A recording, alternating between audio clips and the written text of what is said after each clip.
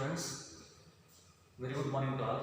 This is my first. In this video, I am discussing about scientific notation, precision, and accuracy. Right? Okay. ಇಲ್ಲಿವರೆಗೂ ನಿಮಗೆ ನಾನು ಬರೆದ್ಬಿಟ್ಟು explain ಮಾಡ್ತಾ ಇದ್ದೆ. Okay, ಜೊತೆಗೆ ಕೆಲವು ಸ್ಲೈಡ್ಸ್ ಮಾಡಿಬಿಟ್ಟು ಕೂಡ ಎಕ್ಸ್ಪ್ಲೇನ್ ಮಾಡ್ತಾ ಇದ್ದೆ. This is my first video. ನಾನು ನಿಮಗೆ ಬೋರ್ಡ್ ಮೇಲೆ ಎಕ್ಸ್ಪ್ಲೇನ್ ಮಾಡ್ತಾ ಇರೋದು. ಸೊ ಸೈಂಟಿಫಿಕ್ ನೊಟೇಷನ್ ಅಂತಂದ್ರೆ ಏನು ನೋಡೋಣ. ಸೈಂಟಿಫಿಕ್ ನೊಟೇಷನ್ ಅಂತಂದ್ರೆ any number can be expressed in the form of n into 10 to the power of n. ಈ ಫಾರ್ಮ್ ಅಲ್ಲಿ ಯಾವುದೊಂದು ನಂಬರ್ ಎಕ್ಸ್ಪ್ರೆಸ್ ಮಾಡೋದಕ್ಕೆ ನಾವು ಸೈಂಟಿಫಿಕ್ ನೊಟೇಷನ್ ಅಂತ ಹೇಳ್ತೀವಿ.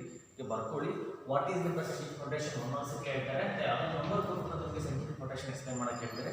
Any number can be expressed in the form of n into 10 to the power of n. Definition ಏನು ಬರೀಬಹುದು ಅಂತಂದ್ರೆ ಎನಿ ನಂಬರ್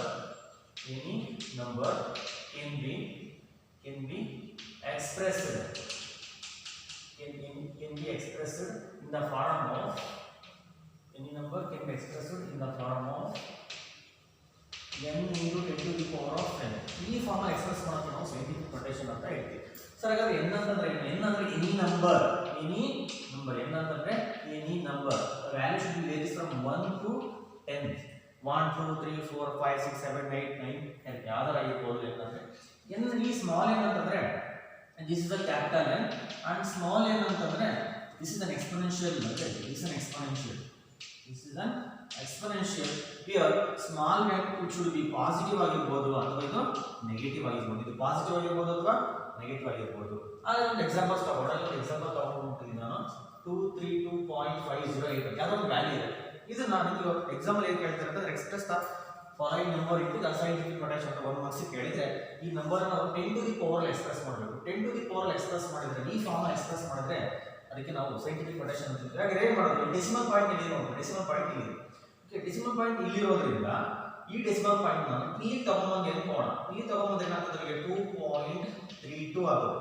2.32 ಉಳಿದಿರೋ ನಂಬರ್ನ ಬರೆದ್ರು ಅಂತಾನೆ ಬಿಡ್ರು ಅಂದ್ರೆ 2.32 ಇಂಟು ಬರೀಲೇಬೇಕು ಅಂತ ಏನಿಲ್ಲ, ಬೇಕಾದ್ರೆ ಬರ್ಕೊಳ್ಳಿ 508 ಇಷ್ಟು ಸಾಕು. 2.32 ಸಾಕು ನನಗೆ. Into 10 to the power of ಇಲ್ಲಿ ನೋಡಿ. ಈಗ ಈ ಡೆಸಿಮಲ್ ಪಾಯಿಂಟ್ 1 2 ಎಷ್ಟು ನಂಬರ್ ಇಂದ ಈ ಕಡೆ ಬಂದಿದೆ ನನಗೆ? ಇದು ಇಲ್ಲಿಂದ ನನಗೆ 2 ನಂಬರ್ ಈ ಕಡೆ ಬಂದಿದೆ. ಹಾಗಾಗಿ 10 to the power of +2 ಅಂತ ಬರುತ್ತೆ. 10 to the power of +2 ಕಡೆ ಬರ್ಕೊಂಡು ಹೋಗ್ಬೇಕು ನಾವು ಎಕ್ಸಾಂಪಲ್ಸ್ನ. ಸರ್ ಈ +2 ಏನು ಸರ್ ಬಂತು ಅಂತಂದ್ರೆ ಡೆಸಿಮಲ್ ಪಾಯಿಂಟ್ ರೈಟ್ ಇಂದ ಲೆಫ್ಟ್ ಗೆ ಹೋದ್ರೆ ಅದನ್ನ ಪಾಸಿಟಿವ್ ಬರ್ಕೋಬೇಕು ಅಂತ ತಿಳ್ಕೊಳ್ಳಿ. ನಾನು ಹೇಳ್ತೀನಿ ಈ +2 ಇದೆಯಲ್ಲ, ದಿಸ್ ಇಸ್ +2 ಅಂತ ಹೇಳ್ತೀವಿ. ಅಥವಾ ಬರ್ದಿಲ್ಲ ಅಂತ ಕೂಡ ಪಾಸಿಟಿವ್ ನ ಇಲ್ಲಿ ಪ್ಲಸ್ ಇದೆ ಅಂತ ಅರ್ಥ. ಇದು ಪಾಸಿಟಿವ್ ಆಗಿರಬಹುದು. This is small n, this is ಇಷ್ಟು ಕ್ಯಾಪಿಟಲ್ n ಆಗಿರುತ್ತೆ. ಓಕೆ ನೋಡಿ, 2 any number varies from 1 to 10 ಅಂತ ಹೇಳಿದ್ರೆ n ಸ್ಮಾಲ್ n ಅಂತ ಅಂದ್ರೆ ಪಾಸಿಟಿವ್ ಆಗಿರಬಹುದು ಅಥವಾ ನೆಗೆಟಿವ್ ಆಗಿರಬಹುದು. ಇಲ್ಲಿ ಬಂದಿರೋದು ಪಾಸಿಟಿವ್. ಸರ್ ರೈಟ್ ಇಂದ ಲೆಫ್ಟ್ ಗೆ ಹೋಯ್ತು ಡೆಸಿಮಲ್ ಪಾಯಿಂಟ್ ಅಂತ, ಅದು ಪಾಸಿಟಿವ್ ಆಗಿರುತ್ತದೆ. ಸರ್ 23.2 ಬರೀಬಹುದು. 23.2 ಕೂಡ ಬರೀಬಹುದು into 10 to the power of ಈ ಡೆಸಿಮಲ್ ಪಾಯಿಂಟ್ ಒಂದೇ ಒಂದು ಪಾಯಿಂಟ್ ಬಂದಿದೆ, ಹಾಗಾಗಿ ಇದನ್ನ 1 ಅಂತ ಹೇಳ್ಬೇಕು. +1 ರೈಟ್ ಇಂದ ಲೆಫ್ಟ್ ಗೆ ಬಂದ್ರೆ ಅದು ಪಾಸಿಟಿವ್ ವ್ಯಾಲ್ಯೂ. ಆಗ ಲೆಫ್ಟ್ ಇಂದ ರೈಟ್ ಗೆ ಒಂದು ಎಕ್ಸಾಂಪಲ್ ತಗೊಳ್ತೀನಿ ನೋಡೋಣ. ಈಗ ಲೆಫ್ಟ್ ಇಂದ ರೈಟ್ ಗೆ ಹೋಗುವಂತದ್ದು ತಗೊಂಡ್ರೆ 0.00056 ಅಂತ ನಂಬರ್ ಇದೆ. ಓಕೆನಾ? Express this number into the scientific notation form express ಮಾಡಿ ಅಂತ ಕೇಳಿದ್ರೆ ನೋಡಿ, ಈ ಡೆಸಿಮಲ್ ಪಾಯಿಂಟ್ ಇಲ್ಲಿ ಶಿಫ್ಟ್ ಆಗಬೇಕು. ಇಲ್ಲಿಗೆ ಶಿಫ್ಟ್ ಆಗಬೇಕು ಅಂತ ಏನಿಲ್ಲ. ಇಲ್ಲಿ ಬೇಕಾದ್ರೂ ಶಿಫ್ಟ್ ಮಾಡ್ಕೋಬಹುದು, ಇಲ್ಲಿ ಬೇಕಾದ್ರೂ ಶಿಫ್ಟ್ ಮಾಡ್ಕೋಬಹುದು. ನಾವು ಯೂಶಲಿ ಶಿಫ್ಟ್ ಮಾಡಬೇಕಾದ್ರೆ ಇಲ್ಲಿ ಶಿಫ್ಟ್ ಮಾಡ್ಕೊಳ್ತೀವಿ. ಪ್ರಾಬ್ಲಮ್ ಸಾಲ್ವ್ ಮಾಡಬೇಕಾದ್ರೆ ನೋಡಿ 1 2 3 4 ಒಂದು ನಂಬರ್ ಬಿಟ್ಟು ಹಿಂದಕ್ಕೆ ಶಿಫ್ಟ್ ಮಾಡ್ಕೊಳ್ಬೇಕು ಯಾವಾಗಲೂ ಕೂಡ. 1 2 3 4. ಓಕೆ, ಅಲ್ಲಿಗೆ ಎಷ್ಟಾಯ್ತು? 5.6 ಆಯ್ತದಲ್ಲ. 5.6 ಇಂಟು ಎಷ್ಟು ನಂಬರ್ ಈ ಮೂವ್ಮೆಂಟ್ ಆಗಿದೆ? 1 2 3 4 10 to the power of +4 -4 ಅಂತಂದ್ರೆ ಇಲ್ಲಿಗೆ -4 ಹಾಕಬೇಕು. ನೋಡಿ, ಡೆಸಿಮಲ್ ಪಾಯಿಂಟ್ ಲೆಫ್ಟ್ ಇಂದ ರೈಟ್ ಗೆ ಮೂವ್ ಆದ್ರೆ ಓಕೆ ಅದು ನೆಗೆಟಿವ್ ಆಗಿರ್ತದೆ. ಇಟ್ಬಿಡ್ಕೋಬೇಕು ಇದನ್ನ. ಡೆಸಿಮಲ್ ಪಾಯಿಂಟ್ ಈ ಕಡೆ ಬರೆದಿಟ್ಕೊಂಡ್ಬಿಡಿ. ಡೆಸಿಮಲ್ ಪಾಯಿಂಟ್ ಮೂವ್ಸ್ ಯಾವ ಕಡೆಯಿಂದ ಯಾವ ಕಡೆಗೆ ಅಂದ್ರೆ decimal point moves from left to right. ಅದು ನೆಗೆಟಿವ್ ಆಗಿರ್ತದೆ. ಚಾರ್ಜ್ ಬಂದ್ಬಿಟ್ಟು ನೆಗೆಟಿವ್ ಆಗಿರ್ತದೆ. ಲೆಫ್ಟ್ ರೈಟ್ ಬಂದ್ರೆ ಚಾರ್ಜ್ ನೆಗೆಟಿವ್. ಅದೇ ತರ next point decimal point moves from right to left charge ಏನಾಗಿರ್ತದೆ ಗೊತ್ತಾ? ಪಾಸಿಟಿವ್ ಆಗಿರ್ತದೆ. ಯಾವುದೇ ಮಾಡೋದು ಮರೆಯಂಗಿಲ್ಲ. ಓಕೆ, ಇಲ್ಲಿ not only chemistry, even physics also ನೀವು ಕೆಲವು ಪ್ರಾಬ್ಲಮ್ಸ್ ಸಾಲ್ವ್ ಮಾಡಬೇಕಾದ್ರೆ ಈ ಲಾಂಗ್ ನಂಬರ್ ಬಿಗ್ ನಂಬರ್ ಇರ್ತದೆ, ಓಕೆ, ಈ ತರ ಉದ್ದಕ್ಕೆ ಇರುತ್ತೆ ನಂಬರ್. ಆ ನಂಬರ್ ನಾವು ಶಾರ್ಟ್ ಬರೀಬೇಕಾದ್ರೆ 10 to the power form express ಮಾಡಬೇಕು. ಆ ನಂಬರ್ ಪಾಸಿಟಿವ್ ನೆಗೆಟಿವ್ ಅಂತ ಮೋಸ್ಟ್ ಇಂಪಾರ್ಟೆಂಟ್ ಆಗಿರ್ತದೆ. ಪಾಸಿಟಿವ್ ನಂಬರ್ ಯಾವುದು ಕೂಡ ಬಿಗ್ ನಂಬರ್ ಆಗಿರ್ತದೆ. ನೆಗೆಟಿವ್ ವ್ಯಾಲ್ಯೂ ಯಾವುದು, ನೆಗೆಟಿವ್ ಏನು ಬಂದಿರ್ತದೆ ಅದು ಸ್ಮಾಲ್ ವ್ಯಾಲ್ಯೂ ಇರ್ತದೆ. ಈಗ 5.10 ಟು ದಿ ಪವರ್ -4 ಕೂಡ 5.6 10 ಟು ದಿ ಪವರ್ +4 ತುಂಬಾ ಡಿಫರೆನ್ಸ್ ಇದೆ. ಅಂದ್ರೆ 10ನ್ನ 4 ಸಲ ಮಲ್ಟಿಪ್ಲೈ ಮಾಡ್ಕೊಂಡು ಕೂಡ ದೊಡ್ಡ ನಂಬರ್ ಬರ್ತದೆ. ಇದು ತುಂಬಾ ಸ್ಮಾಲ್ ವ್ಯಾಲ್ಯೂ.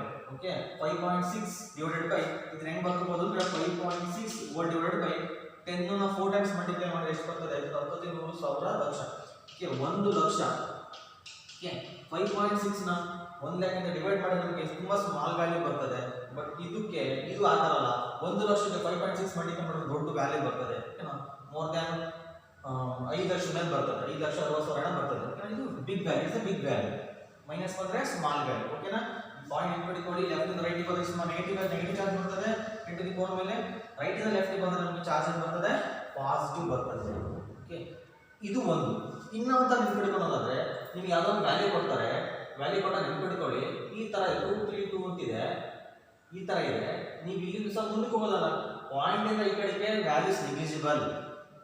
ಪಾಯಿಂಟ್ ಇಂದ ಈ ಕಡೆಗೆ ಏನೇ ವ್ಯಾಲ್ಯೂಸ್ ಇದ್ರೂ ಕೂಡ ಅಷ್ಟೊಂದು ನಾವು ಅದಕ್ಕೆ ಫೋಕಸ್ ಮಾಡಲ್ಲ. ಓಕೆನಾ, values be very very small ಅಂತ ಹೇಳ್ತೀವಿ. ಸೊ ಲೆಫ್ಟ್ ಇರೋದು ಪಾಯಿಂಟ್ ಇಂದ ಲೆಫ್ಟ್ ಇದ್ರೆ ವ್ಯಾಲ್ಯೂ ಜಾಸ್ತಿ ಇರುತ್ತೆ, ಹೌದಲ್ಲ? ಸೊ ಹಾಗಾದ್ರೆ ಇದು 232 ಏನಿದೆ, 232 ಅಂತ ಬಿಗ್ ನಂಬರ್.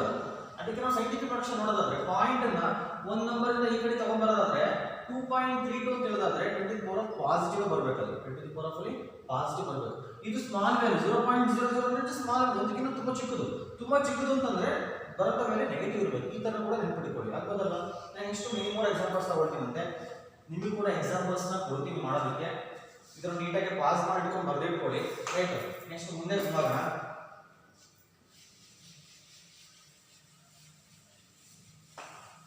ಎಕ್ಸಾಂಪಲ್ಸ್ ತಗೊಳ್ತೀನಿ ನೋಡಿ. ಇವತ್ತು ಏನು ಎಕ್ಸಾಂಪಲ್ಸ್ ತಗೊಳ್ತೀನಿ? 2 3 4 ಈ ತರ ಬರ್ಬೋದು. ಈ ನಂಬರ್ ಕೊಟ್ಟಿದ್ದೀನಿ, ನಾನು ಸೈಂಟಿಫಿಕ್ ನೊಟೇಷನ್ ಎಕ್ಸ್ಪ್ರೆಸ್ ಮಾಡಿ ಅಂತಂದ್ರೆ ಸರ್ ಡೆಸಿಮಲ್ ಪಾಯಿಂಟ್ ಕಾಣ್ತಿಲ್ಲ ಸರ್. ಡೆಸಿಮಲ್ ಪಾಯಿಂಟ್ ಕಾಣ್ತಿಲ್ಲ ಅಂತಂದ್ರೆ ಎಲ್ಲಿ ಸ್ಟಾಪ್ ಆಗಿರ್ತದೆ ಅಲ್ಲಿಂದ ಮುಂದಕ್ಕೆ 0 ಇದೆ ಅಂತ ಅರ್ಥ. ಕೊಟ್ಟಿಲ್ಲ ಅಂದ್ರೆ ಈ ತರ ಲಾಸ್ಟ್ಗೆ ಪಾಯಿಂಟ್ ಹಿಡ್ಕೊಂಡು 0 ಹಾಕೊಳ್ಳಿ. ಇದ್ರ ಮುಂದಕ್ಕೆ ಎಷ್ಟು 1000 0 ಹಾಕೊಂಡ್ರು ಕೂಡ 0ನೇ. ಬರ್ದಿಲ್ಲ ಅಂದ್ರೆ ಕೂಡ ವ್ಯಾಲ್ಯೂ ಇಷ್ಟೇನೆ. ಪಾಯಿಂಟ್ ಇಂದ ಈ ಕಡೆ ಇರೋ ವ್ಯಾಲ್ಯೂಗೆ ತುಂಬಾ, ಈ ಕಡೆ ನಂಬರ್ಸ್ಗೆ ತುಂಬಾ ವ್ಯಾಲ್ಯೂ ಇರುತ್ತೆ, ಹೌದಲ್ವಾ? ಸೊ ಇದು ನೀವು ಬರ್ಕೋಬೋದಲ್ಲ ನಾವು? ಎಸ್, ಒಂದು ನಂಬರ್ ಬಿಟ್ಟು ಪಾಯಿಂಟ್ ತಗೊಂಡ್ಬನ್ನಿ ಅಂತ ಹೇಳಿದ್ರೆ ಅಂದ್ರೆ ಇಲ್ಲಿ ತಗೊಂಡ್ಬರ್ಬೇಕು. ಒಂದು ನಂಬರ್ ಬಿಟ್ಟು ಇಲ್ಲಿ ಪಾಯಿಂಟ್ ತಗೊಂಡ್ಬರ್ಬೇಕು. 1 2 3 4 5 ಆಯ್ತು, ಅಂದ್ರೆ 2.3 ಆಯ್ತು. 2.2 ಉಳಿದ ನಂಬರ್ ಬರ್ಕೋಬೋದಾ? ನಿಮ್ಮ ಇಷ್ಟ. 2.3 ಅಂತ ಬರೀಲೇಬೇಕು. 4 5 9 ಇತ್ತು, ಇಷ್ಟು ಬರೋದು ಕೂಡ ನಡೆದಿದೆ. 2.34 ಬರೋದು ಕೂಡ ನಡೆದಿದೆ. ಸೊ ಇಲ್ಲಿಂದ ಎಷ್ಟು ನಂಬರ್ ಆಯ್ತು? 1 2 3 4 5 ಡಿಜಿಟ್ಸ್ ಆಯ್ತು. Into 10 to the power of ಈ number small value big value. This is an big value. ಅದರಿಂದ ಇದು ಪಾಸಿಟಿವ್ ಬರಬೇಕು. ಎಷ್ಟಾಯ್ತು ಇಲ್ಲಿಗೆ? 5 ಬರಬೇಕು.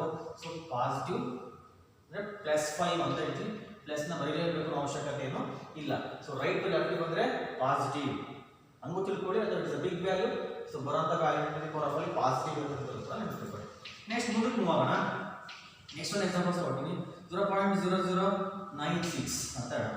ಇದು ನನಗೆ ಡೆಸಿಮಲ್ ಪಾಯಿಂಟ್ ಒಂದು ನಂಬರ್ ಇಂದ ಈ ಕಡೆಗೆ ಇರಬೇಕು. ಸೊ 9.6 ಅಂತ ಬರ್ಕೊಂಡ್ರೆ 9.6 into 9.6 into 10 to the power of 1 2 3. Okay, 10 to the power of -3. Okay, ಹೌದಲ್ವಾ? ಅದೇ ತರ 7 8 9 ಅಂತ ಬರ್ಕೊಂಡ್ವಿ ಅಂತಂದ್ರೆ ಹೆಂಗ್ ಬರ್ಕೊಂತೀವಿ? ಇಲ್ಲಿಂದ ಇಲ್ಲಿ ಬರಬೇಕು. ಅಂದ್ರೆ ಇಲ್ಲಿ ಬರುತ್ತೆ ಡೆಸಿಮಲ್ ಪಾಯಿಂಟ್. 1 2 3 4 5 6 ಆಗ್ತದೆ. So 8.9 into 10 to the power of -6 ಆಗ್ತದೆ. ಈ ತರ ನಾವು ಡೆಸಿಮಲ್ ಪಾಯಿಂಟ್ ಅನ್ನ ಶಿಫ್ಟ್ ಮಾಡ್ತೀವಿ. ಇದನ್ನ ಎಲ್ಲರೂ ಕೂಡ ಪ್ರಾಕ್ಟೀಸ್ ಮಾಡ್ಕೊಳ್ಳಿ. ಸೊ ಮನೆಯಲ್ಲಿ ನೀವು ಪ್ರಾಕ್ಟೀಸ್ ಮಾಡಬೇಕು. ಪ್ರಾಕ್ಟೀಸ್ ಮಾಡ್ಬಿಟ್ಟು ನನಗೆ ಗ್ರೂಪಲ್ಲಿ ಸೆಂಡ್ ಮಾಡಿ. ಸೊ ಯಾವುದು ಅಂತಂದರೆ 2 4 6 8.994 ಎಷ್ಟಾರ ನಂಬರ್ ಬರಲಿ, ತಲೆ ಕೆಡಿಸ್ಕೋಬೇಡಿ. Don't bother about the numbers which are written after the decimal point. ತಲೆ ಕೆಡಿಸ್ಕೋಬೇಡಿ. ಈ ಕಡೆ 0 ಇರಲಿ, 0 ಇಲ್ದಲೇ ಇರಲಿ, ಪಾಯಿಂಟ್ ಇಲ್ದಲೇ ಇರಲಿ, ಪಾಯಿಂಟ್ ಇಂದ ಮುಂದಕ್ಕಿದೆ ಅಂತ ಅರ್ಥ. ಅದ್ರ ಬಗ್ಗೆ ಜಾಸ್ತಿ ಫೋಕಸ್ ಮಾಡಬೇಡಿ. ಪಾಯಿಂಟ್ ಇಂದ ಈ ಕಡೆ ನೋಡ್ಕೊಳ್ಳಿ ಜಾಸ್ತಿ. Next 0.000245 next 245796. ಈ ಮೂರಕ್ಕೆ ನೀವು ಬರ್ದ್ಬಿಟ್ಟು ನನಗೆ ಆ ಗ್ರೂಪಲ್ಲಿ ಆನ್ಸರ್ನ ಬರ್ಬಿಟ್ಟು ಸೈಂಟಿಫಿಕ್ ನೊಟೇಷನ್ ಎಕ್ಸ್ಪ್ರೆಸ್ ಫಂಕ್ಷನಲ್ಲಿ ಸೆಂಡ್ ಮಾಡಬೇಕು. ಸರ್ ಹಾಗಾದ್ರೆ ಪಾಯಿಂಟ್ ಇದಕ್ಕೆ ಸೆಂಡ್ ಮಾಡಬೇಕು, ಇದಕ್ಕೆ ಬರೀಬೇಕಾ, 8.9ಗೆ ಬರೀಬೇಕಾ, ಇಲ್ಲಿ ಬರೆದಾಗ ನಿಮ್ಮ ಇಷ್ಟ ಬರೀಬೋದು. ಇದು ನನಗೆ 7.8 ಅಂತ ಬರ್ಕೊಂಡ್ರೆ ಇಲ್ಲಿ ಬರೀಬೋದು, ಇಲ್ಲಿ ಬರ್ಕೊಂಡು ಅಂದ್ಕೊಳ್ಳಿ. ಡೆಸಿಮಲ್ ಪಾಯಿಂಟ್ ಇಲ್ಲಿ ಹೋದ್ರೆ ಬಂದು ಇಲ್ಲಿ ಬಂತು 1 2 3 4 5 ಅಂದ್ರೆ ಅಲ್ಲಿ ಎಷ್ಟು ಬಂತು 7.8 10 to the power of minus 6 ಇದು -5 ಆಗ್ತದೆ. ಈ ಕಡೆ ಬಂದ್ರೆ -4 ಆಗ್ತದೆ. ಇಲ್ಲಿ ಶಿಫ್ಟ್ ಮಾಡಿದ್ರೆ -3 ಆಗ್ತದೆ. ಈ ತರ ಓಕೆನಾ. ಯೂಶುವಲಿ ಬರೀಬೇಕಾದ್ರೆ ಲಾಸ್ಟ್ ಒಂದು ನಂಬರ್ ಬಿಟ್ಬಿಟ್ಟು ಬರೀತೀವಿ. ಅಥವಾ ಇನ್ನೊಂದು ಪಾಯಿಂಟ್ ಇಲ್ಲಿ ತಗೊಂಡ್ಬಂದ್ವಿ ಅಂತಂದ್ರೆ ಅಲ್ಲಿ ಎಷ್ಟಾಗ್ತದೆ ಗೊತ್ತಾ 1 2 3 4 5 6 7 7 10 to the power of -6 ಅಲ್ಲ -7.0 ಅಲ್ಲಿಗೆ ಇದನ್ನ ನಾವು 9.0 ಅಂತ ಹೇಳ್ತೀವಿ. 9.0 ಅಂತ ಹೇಳ್ತೀವಿ. ಅದು 9.9 ಅಂತ ಹೇಳ್ಬೋದು.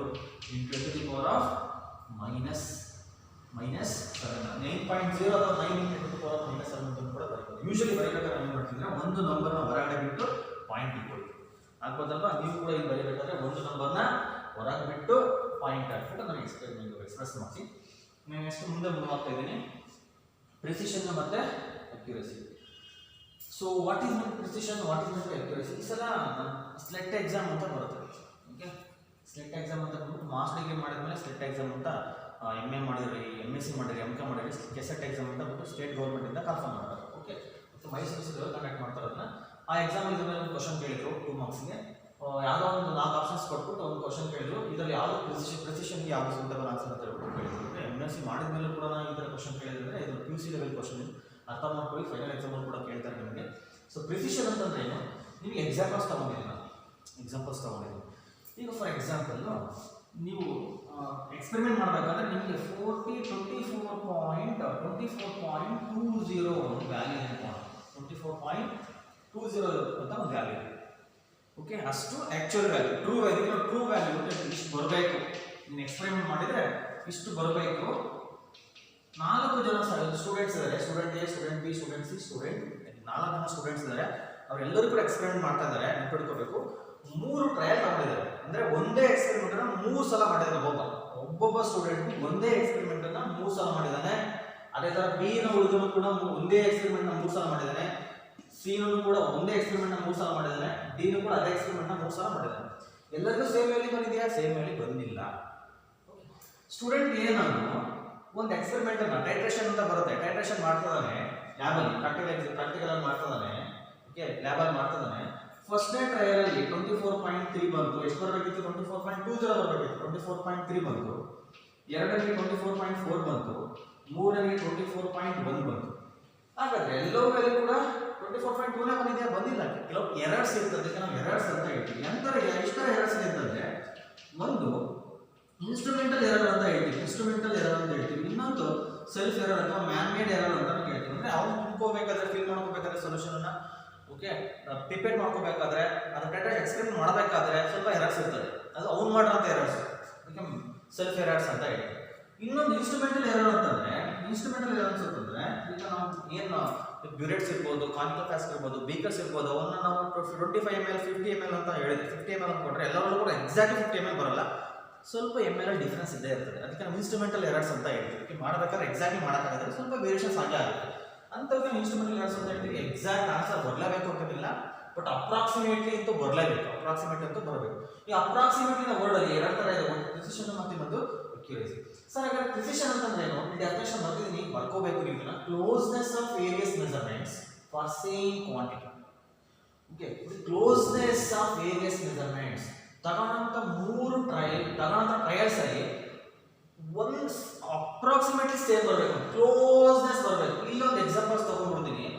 ಓಕೆ, ಈ ಒಂದು ಇದರಲ್ಲಿ ಇಲ್ಲಿ ನೋಡಿ, ಸೆಕೆಂಡ್ ಟ್ರಯಲ್ ತಗೋಣ. ಸೆಕೆಂಡ್ ಸ್ಟೂಡೆಂಟ್ B ಅವನು ಏನಿದ್ದಾನೆ, ಅವ್ನು ಮಾಡೋ ಎಕ್ಸ್ಪೆರಿಮೆಂಟ್ ಅಲ್ಲಿ 24.20 ಬರಬೇಕಿತ್ತು. ಎಷ್ಟು ಬರಬೇಕು? 24.8, 24.89, 87, 88. ಈ 3 ರೀಡಿಂಗ್ ನೋಡೋದಾದ್ರೆ ಇದರ ಪ್ರಿಸಿಷನ್ ಮತ್ತೆ ಪ್ರಿಸೈಸ್ ರೀಡಿಂಗ್ಸ್ ಅಂತ ಹೇಳ್ತೀವಿ. ಪ್ರಿಸೈಸ್ ಅಂತಂದ್ರೆ ಏನು ನೋಡಿ, 24 ಕರೆಕ್ಟ್ ಬಂದಿದೆ, ಅದಾದ್ಮೇಲೆ 89, 87, 88 ಅಂದ್ರೆ 3 ವ್ಯಾಲ್ಯೂ ಕೂಡ ಆಲ್ಮೋಸ್ಟ್ ಸೇಮ್ ಇದೆ.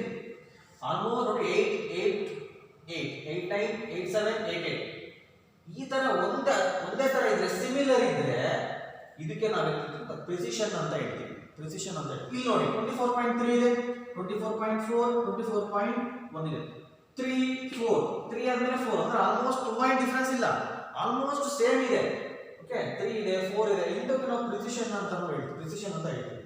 ಇಲ್ಲಿ ಬನ್ನಿ 24.3 ಇದೆ, 24.9, 25.4, 24 ಅಂದ್ರೆ ಸರಿ ಇದೆ, ಇಲ್ಲಿ 3, ಇಲ್ಲಿ 9, ಇಲ್ಲಿ 4, ಈ ರೀಡಿಂಗ್ ಡಿಫರೆನ್ಸ್ ಜಾಸ್ತಿ ಆಯ್ತು, ಈ 9 ಗೆ ಈ 4 ಗೆ ಮಾತ್ರ ಡಿಫರೆನ್ಸ್ ಜಾಸ್ತಿ ಆಯ್ತು. ಓಕೆ 3 ಇಂದ ಮತ್ತೆ 9 ಆಯ್ತು, 5.5 ಡಿಫರೆನ್ಸ್ ಬಂದಿದೆ, 0.6 ಡಿಫರೆನ್ಸ್ ಬಂದಿದೆ, ಇಲ್ಲಿ ಮತ್ತೆ 0.5 ಡಿಫರೆನ್ಸ್ ಬಂದಿದೆ. ಈ ತರ ತುಂಬಾ ಡಿಫರೆನ್ಸ್ ಜಾಸ್ತಿ ಆಯ್ತು, ಇದನ್ನ ನಾವು ಪ್ರಿಸಿಷನ್ ಅಂತ ಹೇಳೋದಿಲ್ಲ, ಇದು ಪ್ರಿಸಿಷನ್ ಅಲ್ಲ, ಅಕ್ಯುರೇಟ್ ಅಲ್ಲ, ಪ್ರಿಸಿಷನ್ ಕೂಡ ಅಲ್ಲ.